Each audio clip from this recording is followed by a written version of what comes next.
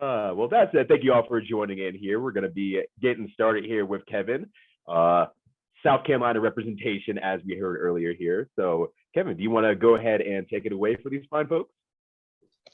Sure. Yeah, appreciate it. As Jamal said, I am Kevin Kay. I'm here for developing a best practices framework for indoor mapping, tracking, navigation. So if you're not here for that session, I don't know if there's anything else going on right now. So I guess you have to stick with me. So I am a director at the National Alliance for Public Safety GIS Foundation. As Jamal said, I am in South Carolina. Spent most of my life though out in Colorado. So I have ties to a lot of the folks that you see here on the phone. Quick background about myself. So started my career in the Army where I was using some kind of emerging technologies, GIS, unmanned aerial vehicles, as an infantryman out of North Carolina. When I got out of the Army, I moved back to Colorado and worked about 10 years in local emergency management, public safety, homeland security. So really ingrained with how locals use GIS and technology to solve a lot of their problems. The jump to NAPSG Foundation, which we'll talk about in a second, and this project really dives into some of the really cool emerging technologies that are coming out in the indoor environment. And I know we've heard about some of them throughout the rest of the DataMark Orbit event. So thanks again for having me, and I hope this is enjoyable for everyone. And just before you get really deep into there, Kevin, I just want to say to everyone who just popped in and everything like that, that this will be recorded. And for quality assurance, this will also be muted, or everyone else will be muted. So if you have any questions or anything like that, feel free to use the chat, feel free to use the Q&A button there, and we'll answer all your questions at the end. And there'll also be a few polls throughout the way there, so keep your eyes peeled for those, and we would love to have you interact with them. All right, Kevin, now take it away. Bring us into the world. All right, I appreciate it, Jamal. Yeah, so tons of questions, please. This is some really fascinating stuff. I don't claim to be an expert by any means, but I'll do my best at the end to answer some of your questions. So quick thing today, what are our overall goals? So number one, safety. You know, we're all at kind of a home environment or at work, and we're not necessarily talking about our safety today, but the end goal of our project that we're going to talk about is responder safety. It is a NIST funded project. We'll get into that. And they're really looking at how technology can improve responder outcomes, reduce line of duty deaths, and really use the technology out there to improve both responder safety, but also citizen safety, because there's a lot of stuff out there that we could really improve on. But also, I want folks today to get excited. We're going to cover some really cool stuff, and there's a lot of it. Even if you walk away with a single piece that you're really excited about and you want to talk to your peers or your organization to look at how you could implement this 5-10 years down the road, please do. This is not an all or nothing kind of presentation, but there's some really cool stuff and stuff that's available today as well as 5 years down the road that we want people to get excited about. So quick overview, so you know kind of where we're going. We're going to talk about the I-Axis project, and I'll define that in a bit. We're going to talk about our best practices guide to indoor mapping, tracking, and navigation version 2. There's also a component of infographics we'll walk through. And finally, we'll cover some of our gap and priority survey that we have out right now. But very briefly, for those who have not heard of NAPSG Foundation, I will cover that. So again, the National Alliance for Public Safety GIS Foundation. We're a 501c3. And really our mission here is to advance geospatial technologies for and with the public safety community. For everything we do is rooted in true operational needs, gaps and challenges we've seen from real world events, or troubles implementing technology. So we're not just making stuff to make stuff. And then we want to foster that adoption. So whether it's geospatial tools or best practices that we'll talk about today, and the important piece there is its daily operations and disasters. And I have some, topical conversations we could have about the recent disasters and extreme weather that's happening down, say, in Louisiana and in Texas, and some of the tools we've helped develop, folks have used every day, and now they're using it on the bad day. And then finally, we want to bridge We want to bridge the gaps across agencies, disciplines to better protect the communities they serve. So there's a lot of best practices out there that are siloed within a specific discipline. Fire departments are really good at pre-planning. Maybe law enforcement isn't so much. And we want to make sure that those best practices proliferate across the different disciplines. So how do we do it? So foundationally, we start with national guidelines and standards. We're going to talk about the best practices guide today, and that's kind of one of the examples of what we do. But then once you have kind of the foundational documents don't make things reality. We conduct exercises and simulations to really foster that regional collaboration. And we find all sorts of bugs and issues, and then we refine and we get some of the tools into a better spot. We also provide some education and training in building capacity using innovative technology. We have a YouTube video or YouTube channel that has a lot of training videos. They're really short. Some of them are very basic GIS tasks and some of them are more advanced.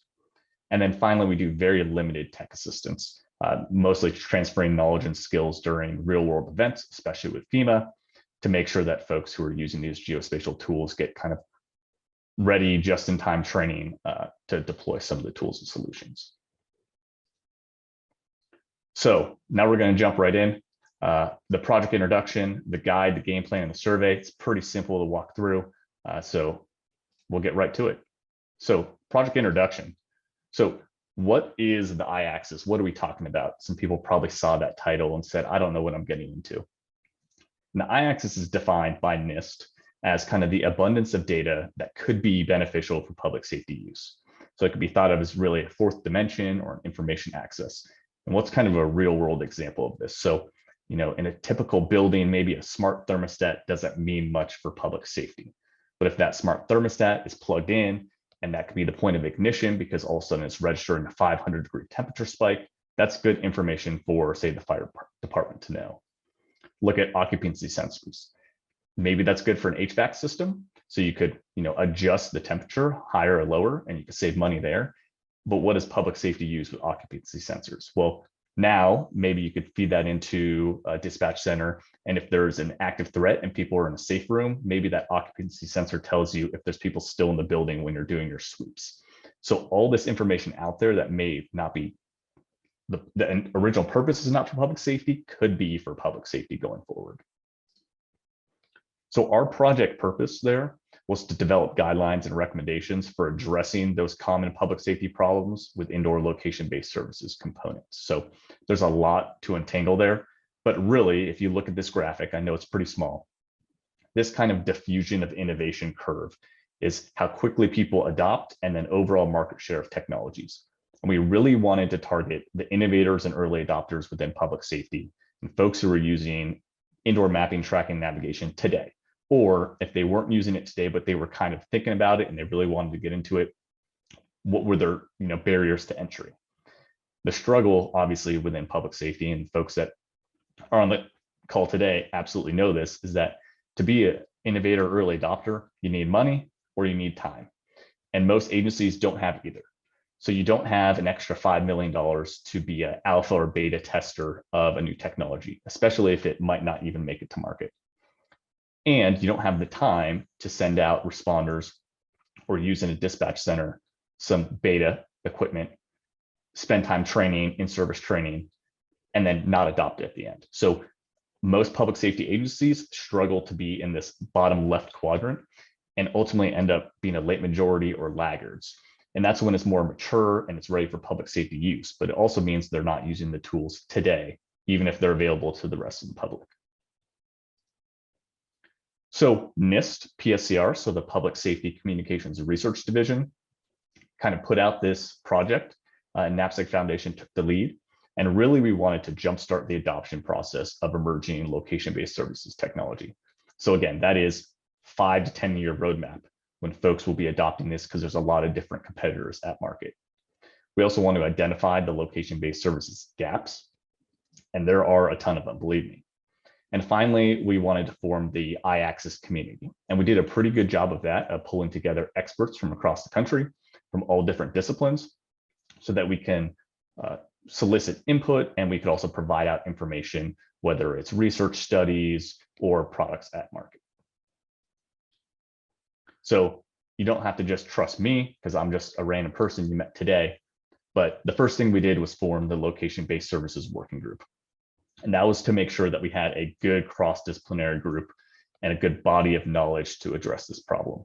So there's currently 15 full-time members, and we bring on additional members with specific backgrounds and expertise. There's been 12 meetings, most of them virtual, but there was a kickoff up in Boulder at the NIST labs in coordination also with the FirstNet lab that's up there. And we've developed 2 best practices guides. So the group is representative of public safety. So law enforcement, EMS, fire, local government, private sector, the developers that are out there. So we were able to get different viewpoints here to kind of see what they each thought about the different components within the best practices guide.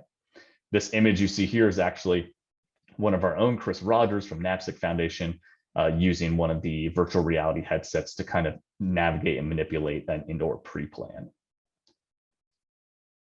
So very brief development to date, because this has been going on since 2019. I'll try to catch you up as quickly as possible. So in 2019, we kind of did a soft kickoff at Inspire, which is the annual NAPSG Foundation conference. We also developed a location-based services innovation outreach toolkit.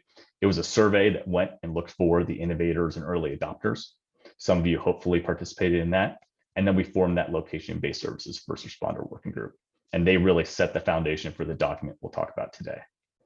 In 2020, after that in-person kickoff, we did present at the Public Safety Communications Research Division annual stakeholder meeting.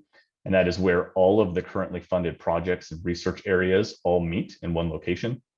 And so it's academia doing true research and analytics, to developers who are looking to go to market with some additional funding, to folks like us that are trying to identify best practices. And then we conducted virtual meetings. In 2021, we released the first version of the best practices guide, and again, presented at the same events, Inspire and PSCR 2021. We also started to conduct virtual trainings and outreach, and that was through our iAccess Community Hub. And now we're here in 2022, and we're releasing Best Practices Guide version 2. We're also working on a public safety technology gap and priority survey, which we'll talk about later. The Best Practices Guide game plan, also more to come, and the gap and priority white paper. And that white paper is going to hopefully drive future research and priorities for NIST PSCR on some of the areas that we found have been the biggest gaps. So we'll jump right into the guide. This is kind of the meat of it. So what is the Best Practices Guide? So the guide, it's a snapshot of the current best practices for indoor mapping, tracking, and navigation. Again, things change almost daily in this space. So we tried to capture where it was today and then sort it by those 3 components. It's kind of this roadmap. So there's a building block approach within the guide that you'll see later that really says you have to have a good mapping approach before you could start doing indoor tracking and put that on a map and make sense of it. We did our best to be informed by case studies. So there's a couple of case studies in there that are about a specific technology. For example, Pointer, that's out there. That's the joint DHS S&T and NASA Jet Propulsion Lab indoor tracking solution. And it talks about the specific technology behind it and some of the challenges. And then there's case studies that are talking about areas or events that would have benefited from these technologies. So a fire that happened out in California with a Mayday, they couldn't find the exit. Luckily, no one was hurt, but they were a couple feet from the door and no one could tell them where they were because they didn't have the ability to track. So there's a couple of those throughout the guide. And more importantly, we make sure that it's discipline, platform, device, and vendor agnostic. So it's hard sometimes, right? Maybe there's only one vendor out there that makes something, and maybe there's only one discipline that's made for. But we want to make sure that anything that's built can easily be used by dispatch or law enforcement or fire or EMS or even the private sector, so that you kind of improve interoperability from the beginning. Also want to stress the guide is not standards. We're not a standards-based organization, although NIST is. This is not one of those. And it's, again, not set in stone. It's changed probably since I've already started this conversation. So we released version 1 in February of 2021. And before we jump onto this, I think we have a poll to launch. We'll see if that comes up. All right, so the first poll that we're going to talk about is, does your agency or organization have the technology, hardware and software to generate and ingest indoor mapping products?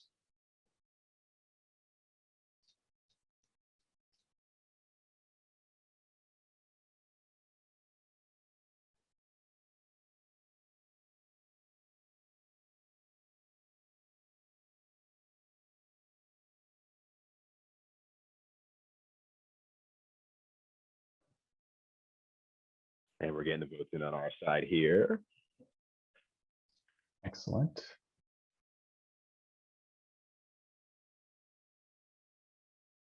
Whenever you're ready with those results, we'll take a look. All right, I think we gave him the just right amount of time for that one. Yep. Awesome. All right. So I will move on. I don't see the results on my end, but I think we'll be able to see them at the end. There we go. So yeah, it takes a little bit. Yep, we got it. We're talking about technology, right? Right, exactly.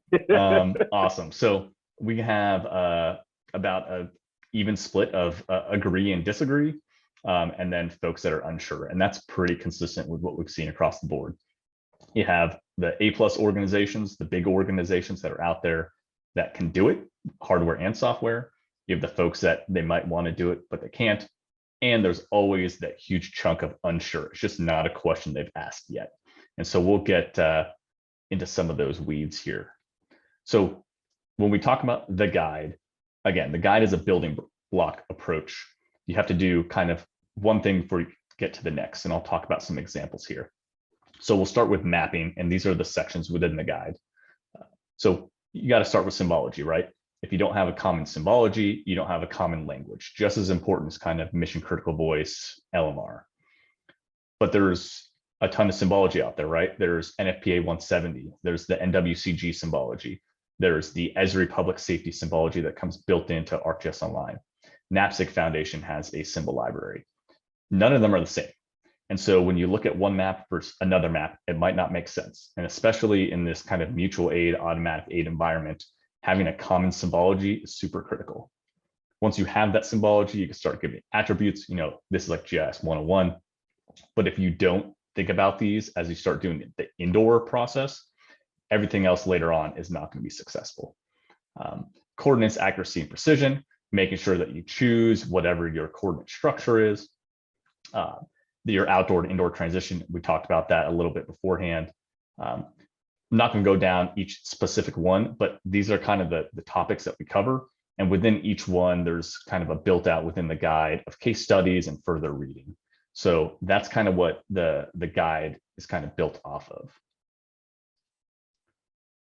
As we start going to kind of tracking, this is where we get into the command and control principles, a lot of the operational needs. So are you tracking at a single unit, or are you tracking at a personnel, or are you tracking at the resource?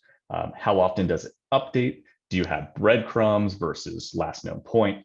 Again, symbology, attributes, coordinates are all super important. How often things update impacts battery life, and then the overall equipment. Does it even exist? And if it does, is it infrastructure free? And that's the big thing. Is it something pre-installed at a building? It has to be a smart building. You have to visit beforehand, or is it something that the responder wears? As of today, there's very limited kind of on-market pieces of equipment that is, you wear the tracking device, you run inside like you would a pass device, and it's good to go. A lot of them require equipment on vehicles or pre-installed. And really the vision is get to a infrastructure free end. And then we get to navigation. Again, you have to have a successful mapping and then a successful tracking in order to do successful navigation indoors. And again, symbology, you'll hear me talk about that a lot. But now you get to the wayfinding, routing, and barriers aspect. If a incident commander is routing the responder, or dispatch is routing the responder, or the responder is routing themselves through maybe a heads-up display, augmented reality, when they get to where they're supposed to turn, say they turn down a hallway and it's blocked, is it blocked by debris that they could climb over, or is it blocked by debris they can't get over? And how do they convey that to other folks who are entering the building? Do they dynamically get routed? Does the route on a map turn from green to yellow to red, just like you would when you're using, say, Google Maps? And all of these things that people use day to day has to be transformed and translated into what you would do inside of a building. Navigation technology, also the equipment. You start having difficulty with drift indoors, especially as you're tracking and then trying to navigate folks, and the ability to kind of penetrate through different structure types. So I'll briefly pause on this case study. I know it's really hard to read, but you could check it out in the guide. This is one out of Carnegie Mellon, and they're trying to create a helmet and a bunch of sensors that can really tell the orientation of the responder when they're in a building based on the different data feeds. So are they crawling? Are they duck walking? Are they laying prone? And this is really important for one, determining if they truly have a mayday, and if they are, maybe what position they're in, or looking at biometrics, looking at depth sensors, distance sensors, all the cool sensor integration they have. It's just something very, not necessarily theoretical, but very academic and research based, and it's not yet something that's on market. So all of that kind of informs the best practices guide version 2. So we've been working hard the past year on getting this out. So major updates include a big user interface and user experience section. A lot of the feedback centered around, this is great. We want all of this information. Maybe as a dispatcher, no one will raise their hand because nobody wants more screens, but you have screen real estate, right? You have the luxury of being able to sit there and see a lot of information. If you're a cop and you're running into a building, maybe with a phone, you can't see as much information. You can't see it as high resolution, and you can't interact with it the same way. So how do you interact with things in low light, smoke, low visibility, when you're wearing gloves, when you have glasses on? Those are all kind of design concerns. We also included a connectivity section because, the elephant in the room is you have to have connection for a lot of these things. There's definitely offline modes, but if you want real-time tracking and navigation, you need some sort of connection.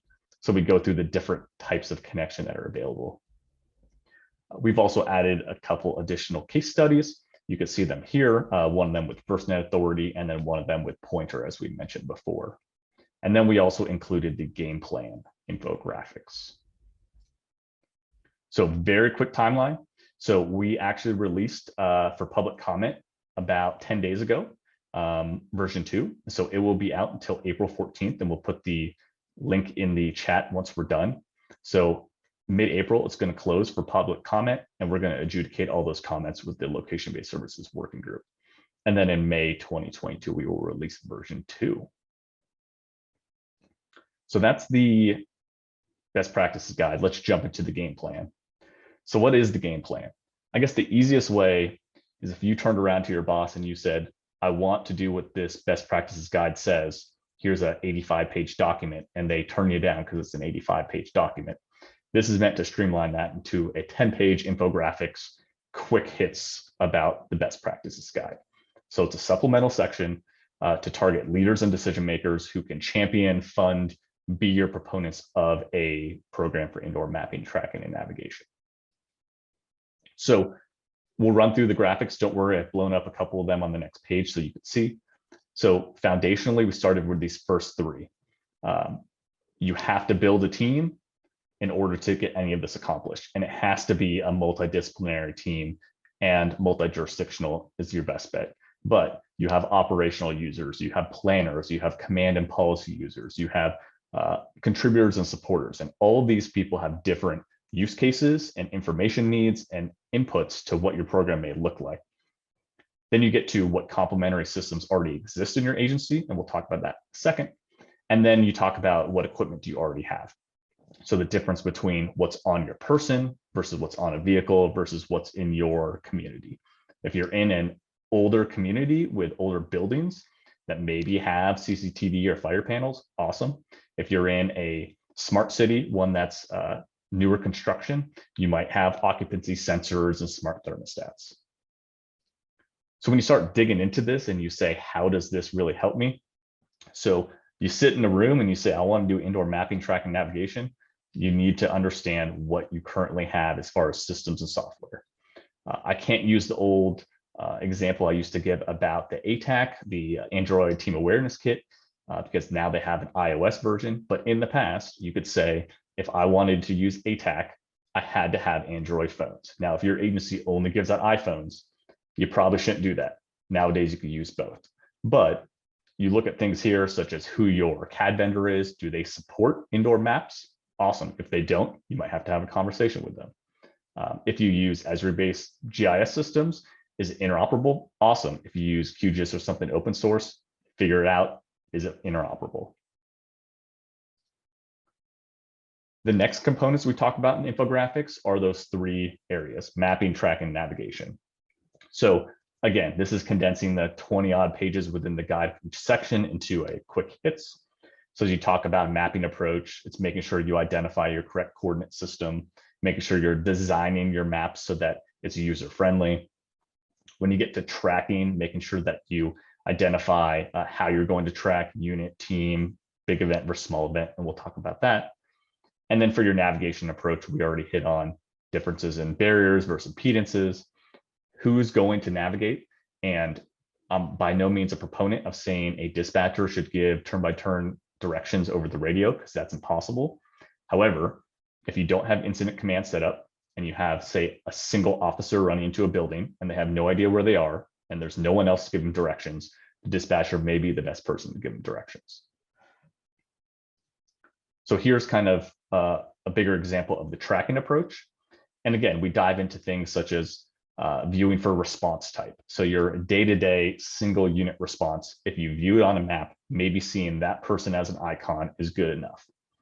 But once you get to a medium incident, when you have multi-units and you stack 5, 6 resources on top of each other, it already becomes difficult. And now you talk about a large incident with multiple units, multi-jurisdictional, and you might not even know which units have responded. For all the events that we supported out in Colorado that had large multi-jurisdictional responses, and there was a lot of them, people that showed up that you didn't even know were related to law enforcement showed up. I promise you that there's going to be resources there that you don't even know. And then finally, we get into the governance and policy aspect. So the equipment, this is the non-fun stuff, but kind of the administrative stuff. Is it interoperable with what you're currently using? There's a good story out there with kind of the future military heads-up augmented reality displays that Microsoft won for HoloLens 2. And one of the first times they used it, they put it on a soldier and he tried to raise his rifle and he couldn't look through the sight because the heads-up display kind of got in the way. So those design pieces and making sure things are interoperable is super important. And then making sure you have a maintenance schedule that's kind of accurate for pretty much any equipment out there. Then we talk about your governance and policy. And this is really, if I say I'm going to capture an indoor 3D point cloud of critical infrastructure and schools and power plants, you can't just store those on thumb drive. You can't store them just as a PDF. They're huge files, so you need data retention policies. You have to probably keep them at a higher level of security. And how do you grant access to different folks? So those are all concerns there. And then funding. So we'll talk about funding here. So I'm sure a lot of folks on the call are local government. So you say, I want to do this today. Let me get into the budgeting process. And you might see this in 3 years, right? Very slow. You might want to turn to grants. And so there's a lot of grants like state homeland security grants or urban area security initiative grants. Still, those are competitive. Those are subject to change. So then you might want to jump into prize challenges. There's a handful going on right now within NIST, and those give an opportunity either to partner with some of the developers or yourself participate. And then finally, there's early adopter programs. So maybe you could get your hands on some of this technology early for a reduced cost, or as long as you provide feedback to the developers. All right, so we'll go on to the survey. So all that being said, there's still a ton of gaps that we've identified throughout the project. So we really wanted to solicit additional gaps and priorities from the community around indoor mapping, tracking, navigation. And this helps supplement existing gaps that we've identified through events such as this, in-person events, webinars, and our best practices or our location-based services working group. So the survey was launched in March as well. It will be open until May, and we'll put the link in at the end of this presentation. And then in June, the survey results will be posted on our community hub, and that will help inform the white paper that we'll go with. And I think right after this slide, we have another poll. Yep, absolutely. Let me get that going for you.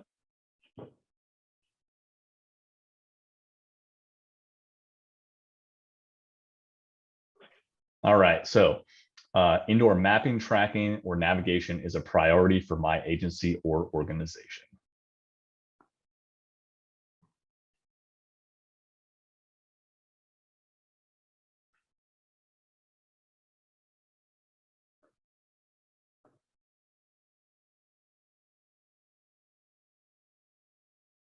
And while this poll is going here for a bit, I'm going to say you've been doing a great job, Kevin. This has been real good so far. And as a reminder to everyone else, if you have any questions as you go through this presentation, even though it is very thorough and very, very clear, clean cut and everything like that, if you have any questions that pop to mind, feel free to use the chat or the Q&A section to answer your, or to ask any of your questions, and we'll go ahead and answer them at the end of this.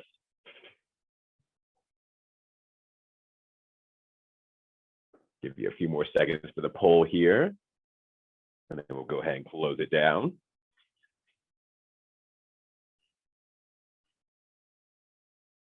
And results incoming. All right, got them. So we have about 43% saying that they agree, 30+% disagree, and 23% unsure. So that's actually exciting for me to see. And maybe it's just the audience that folks believe that it's a priority for their organization. What we have historically found is that it's a nice to have, but it's definitely not a priority with reduced budgets and staffing and other concerns they have. So really excited that folks on the call think that at least a good chunk believe that it is a priority. I want to run through a couple gap examples that we've kind of uncovered throughout the project. And then if you have any other ones, feel free to dump them into chat or in the Q&A as well. So I think the number one piece, and I think this was already covered in other of the Datamark Orbit presentations, is the difficult mapping workflows. So one, to create the map, great. To make an indoor map, even more difficult. To georeference it, also difficult. To do something in 3D, now you're just, escalating the difficulty there. And who's going to do it? There's hundreds of thousands of pieces of infrastructure out there. And in individual jurisdictions, even if they prioritize their critical infrastructure, it will take them years. And by the time they get that done, it's already stale information. So it's expensive, it's labor intensive, but you can't do any indoor mapping, tracking, navigation without the foundational map. We talked briefly about the user interface and user experience concerns on small and mobile devices. That's not going to change. What may change is the ability to deal with this information overload concept. So again, single officer running into a building. They don't need to see the map with every symbol and every piece of information. They don't need the fire department connection. They might need the stairwell. They might need the primary entrance where the floor plans are or the Knox box, but they might not need everything that the second group that are showing up need. If they drop where somebody is injured or where they want the casualty collection, maybe that is conveyed to the rescue task force, but maybe it's not conveyed to folks who are doing staging, a mile down the road. So being able to streamline that information so that you don't overload, create that cognitive overload piece is really important. Common symbology, again, I told you you're going to hear from me again about common symbology. And it's not just 2D. Now we're talking 3D. So is it just a symbol that's 2D, but you could view it in a 3D environment? Is it a true 3D symbol that rotates as you do? Can you see it through a wall versus not a wall? Does it occlude other objects? How do you display multiple symbols at the same location? Typically at the main entrance is where you have maybe maps, Knox box, primary entrance, keys. Maybe that's where your AED is, and you put all those together and it means nothing if you don't have a way to cluster them. The big kind of technology hurdle is definitely a lack of infrastructure-free tracking. It's hard enough to use any sort of new technology. Think about things that are mostly passive. Let's say a body cam for a police officer. That's pretty passive. They can turn it on and off and they have to make sure it's charged. But once it's on, and they go about their daily lives. If you try to say that you need to get to a site, pull your car over, deploy some sort of tracking beacon, turn on your tracking device, sync it, make sure that it's calibrated before you go into a building and then go, it's just never going to happen. So it's this idea of passive versus active devices. And then we've talked about the roles and responsibilities when navigating a couple times. So some of the very early data that we have coming in from the survey, on the mapping side, the biggest challenge so far that folks have found has been the technology. It's not the people or the process, it's the technology. And I don't know if folks would agree on the call, but I don't have the ability to create a indoor 3D LiDAR scan that's terabytes that takes 2 days to actually get an entire building. The building has to be empty. And then I don't have a way to store that. And then I don't have a way to visualize that. So I kind of agree with that. Out of the respondents, no one even maps indoor environments. It's different what we're talking about mapping indoor environments than just having a blueprint and then dropping it on top of a building floor kind of outline.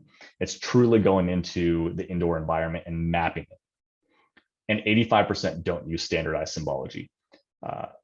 Sad for us because we like symbology, but that's just the case. We've seen a lot of people that just go to Google and they type in icon for fire, and that's what they use.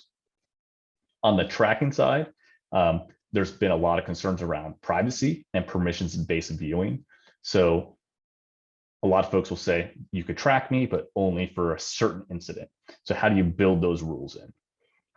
Do you want to track folks who are not assigned to an incident? Do you want to track them only when they hit their radio button or only when they hit Mayday? And 72% don't track personnel indoors. So again, significant amount don't do that. On navigation, a lot of the responses so far have said it's just challenging because it's based on the previous two on mapping and tracking.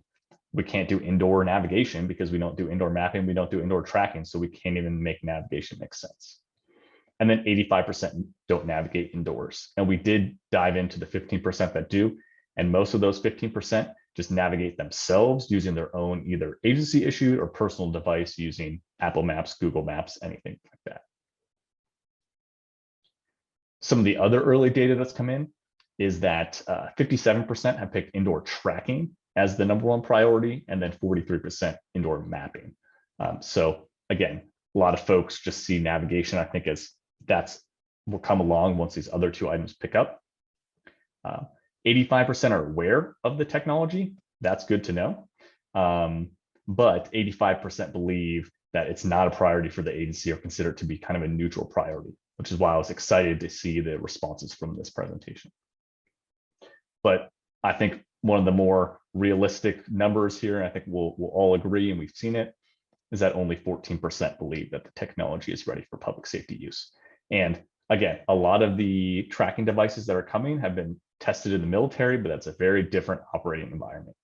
You know, we talked with one of the vendors just a couple of days ago, and they have a great, piece of technology that works for the military, but they muster in the morning before an event. They make sure they have the correct batteries, they make sure they're all calibrated before they go out on a specific mission, and they're good to go.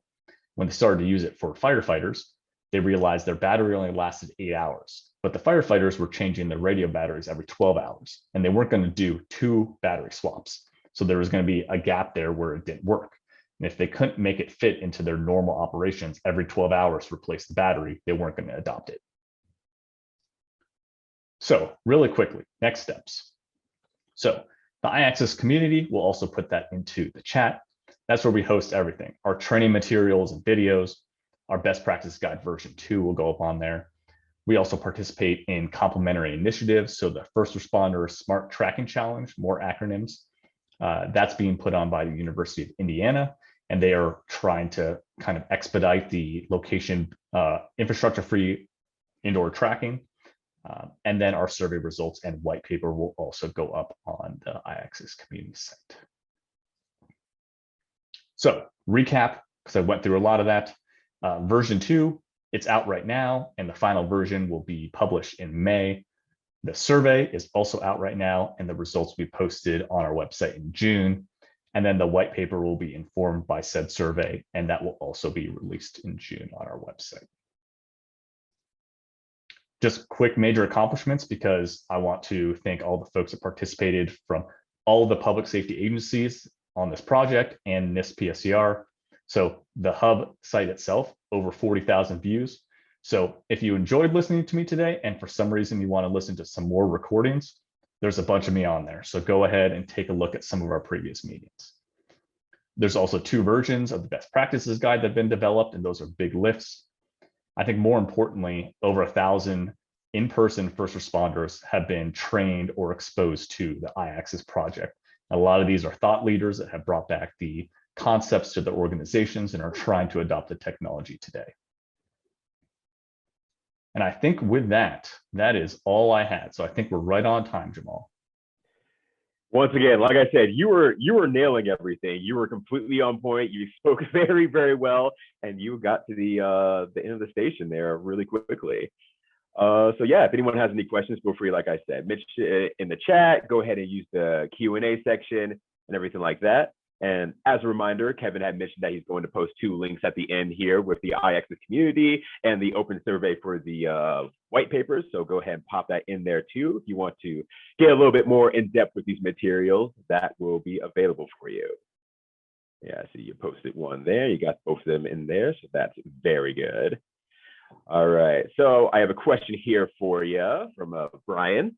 So mapping symbology standards question. Do you have any knowledge if there are other efforts to standardize indoor symbols? I don't see anything in the iAccess community resources. I wish I could say yes to that. So I think all of the, I won't say competing symbol libraries that are out there are doing anything to come together. NWCG just released an update to some of their symbology for the upcoming fire season.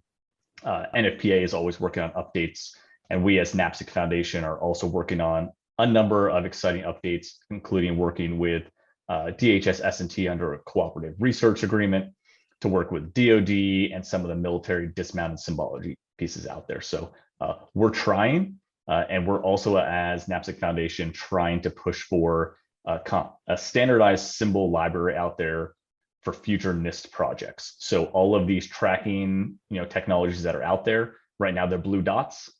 We want every technology to look the same so that the underlying technology can speak for itself, but visually, a mutual aid partner could understand what they're looking at from one vendor to the next. Awesome, appreciate that. And thank you for the question, Brian, much appreciated. While we have a couple more minutes here, is there any other last questions that people want to ask before we sign off? And just kind of as a FYI for everyone who wants to know, the next presentation will be beginning at the top of the next hour here. So 15-ish minutes from now, next presentation will be DoD Next Generation 911 Data Development with Mark Jansen. And I know the link for that will be posted in the chat here shortly by our session runners. So that'll be in there for you too if you want to go ahead and click on that and pre-prepare to get over that way. But looks like we have cleared the air here on our end. So Kevin, once again, thank you very much for your time. The presentation was absolutely awesome, super clean cut. We have those links in there for you in the chat if you want to check out a little bit more on the iAccess and everything that they're doing, plus their survey. So any information is good information, and having that as part of the white paper will help research going forward. So thanks again, everyone, for swinging by. Much appreciated. And we'll see you in the next session. Thanks, everyone.